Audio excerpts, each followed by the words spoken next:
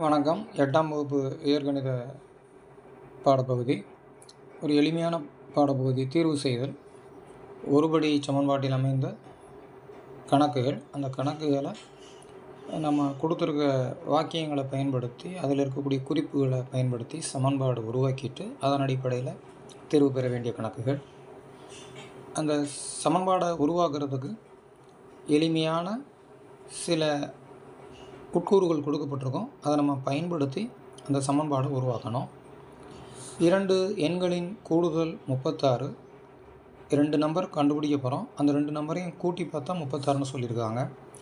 அவற்றுள் ஒரு எண் மற்றொரு எண்ணை விட 8 அதிகம் சொல்லியிருக்காங்க. அந்த 2 நம்பரையும் கம்பேர் பண்ணி பார்க்கும்போது ஒன்று சிறியதாகவும் ஒன்று பெரியதாகவும் இருக்குது. அந்த பெரியதாக இருக்கிற நம்பர் சின்ன நம்பரை விட 8 அதிகம், மதிப்பில் 8 அதிகம் அப்படிங்கிறது சொல்லியிருக்காங்க. அந்த எண்களை காண்கன்னு சொல்லியிருக்காங்க. சிறிய எண்ணை எக்ஸ்னு ஒரு ஆங்கில எழுத்தால் ஒரு மாறியால் குறித்து கொள்வோம். அப்போ பெரிய எண் அதோட ஒரு 8 அதிகம், எனவே எக்ஸ் கூட்டல் 8. சிறிய எண் எக்ஸு, அந்த பெரிய எண் 8 அதிகப்படுத்தப்பட்டு எக்ஸ் கூட்டல் 8. இப்போ இந்த இரண்டினுடைய கூடுதல் 36, அதிலிருந்து கணக்கை தொடங்குகிறோம். அப்போ எக்ஸ் கூட்டல் 8 சிறிய எண் கூட்டல் பெரிய எண், அதனுடைய விடை 36ன்னு கொடுத்துருக்காங்க. அதை பயன்படுத்துகிறோம். இப்போ இந்த எக்ஸையும் கூட்டுறோம். ஓரின உறுப்புகளை கூட்டலாம். அதனால் அதை கூட்டி 2x கூட்டல் 8. இப்போ நம்ம எக்ஸை தான் கண்டுபிடிக்க முயற்சி பண்ணிகிட்ருக்குறோம். அதனால் இந்த தனியாக இருக்கக்கூடிய இந்த மாறிலி உறுப்பாகிய 8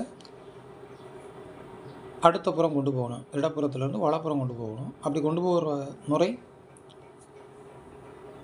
கூட்டலாக இருக்கக்கூடிய எண் கழித்தலாகவும், கழித்தலாக இருக்கக்கூடியது கூட்டலாகவும், பெருக்கலாக இருந்தால் வகுத்தலாகவும், வகுத்தலாக இருக்கக்கூடிய எண் பெருக்கலாகவும் மாறும். அப்படிங்கிற அந்த அமைப்பு முறை நமக்கு தெரிஞ்சிருக்கணும்.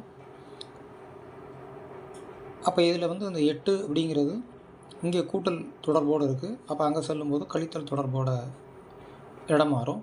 இதுக்கு பேர் இடமாற்று முறை. அந்த இடமாற்று முறையை பயன்படுத்துகிறோம். இப்போ இங்கே இருந்தது இந்த 8 இங்கே வலப்புறம் போயாச்சு. அப்போ இங்கே இருக்கிறது 2x, அங்கே 36 கழித்தல் 8ன்னு உருவாகும். இதில் அந்த 2x அப்படியே தொடர்ச்சியாக எழுதுங்க. 36ல் 8 கழிக்கும்போது 28ங்கிற விடை வருது.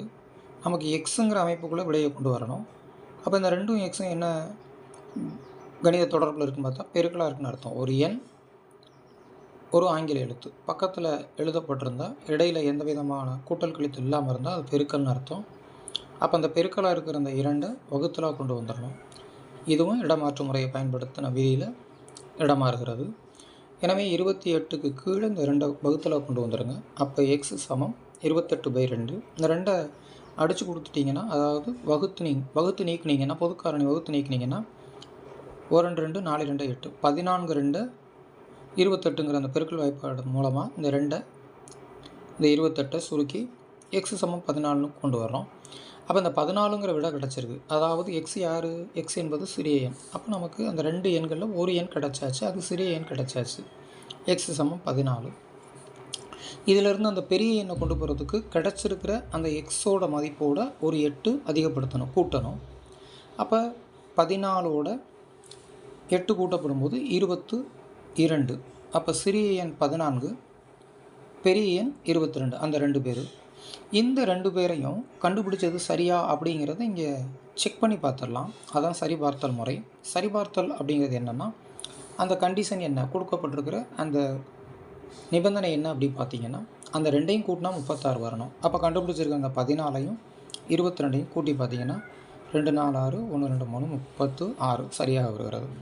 எனவே நமக்கு கொடுக்கப்பட்ட நிபந்தனைகளோடு கூடிய அந்த கேள்விக்கான பதிலில் சிறிய எண் 14, பெரிய எண் 22ங்கிறத தெரிஞ்சுக்கிட்டு இதே மாதிரி எந்த கணக்கு கொடுத்தாலும் செய்வதற்கு முயற்சி செய்யுங்க.